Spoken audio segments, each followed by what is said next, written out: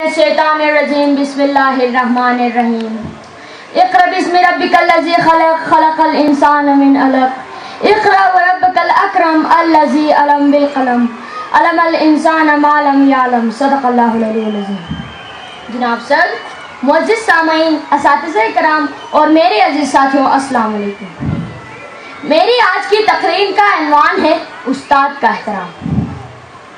شیخ مکتب ہے ایک عمارت گر، شیخ مکتب ہے ایک عمارت گر، جس کی سند ہے روح انسانی۔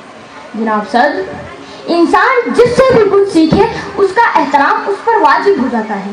اگر سیکھنے والا سکھانے والے کا احترام نہیں کرتا تو اس کا علم محض وقت گزاری ہے، رٹا ہے۔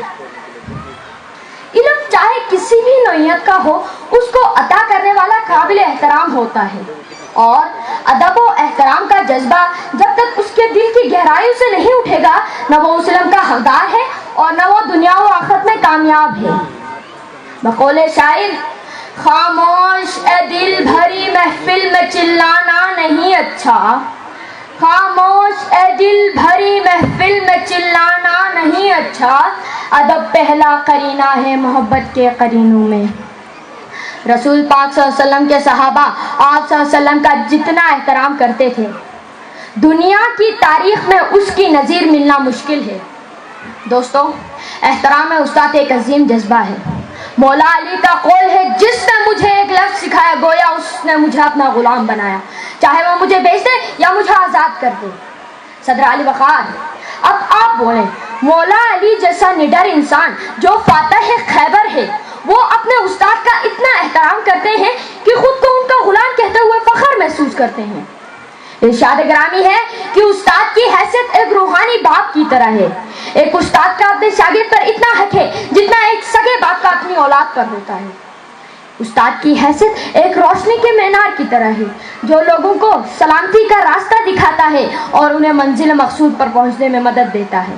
بقول شاعر، رہبر بھی ہے ہمدم بھی ہے غمخوار ہمارے، رہبر بھی ہے ہمدم بھی ہے غمخوار ہمارے، آتا نہیں ہے فن کوئی استاد کے بغیر۔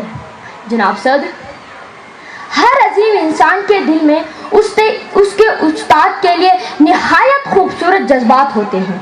وہ ہر محفل میں اپنی کامیابی کا سہرا اپنے استاد کے سر باندھتا ہے۔ یوں تو ہمارے پاس استاد کے احترام کے حوالے سے بے شمار مثالیں موجود ہیں، لیکن میں آپ کو سکندر اعظم کی مثال دوں گا۔ سکندر اعظم اپنے اساتذہ کا نہایت احترام کرتا تھا۔ کسی نے اس کی وجہ پوچھی تو سکندر اعظم نے جواب دیا، میرا باپ مجھے آسمان سے زمین پر لایا ہے، جبکہ میرا استاد مجھے زمین سے آسمان پر لے گیا ہے۔ میرا باپ باعث حیات پانی ہے، جبکہ میرا استاد موجب حیات جاودانی ہے۔ میرا باپ میرے جسم کی پرورش کرتا ہے، جبکہ میرا استاد میرے روح کی آبیاری کرتا ہے۔ استاد کے اسی مرتبے کے باعث حدیث پاک ارشاد ہے کہ استاد کے قلم کی سیاہی شہید کے خون سے افضل ہے۔ شکریہ، والسلام۔ بہت بہت شکریہ۔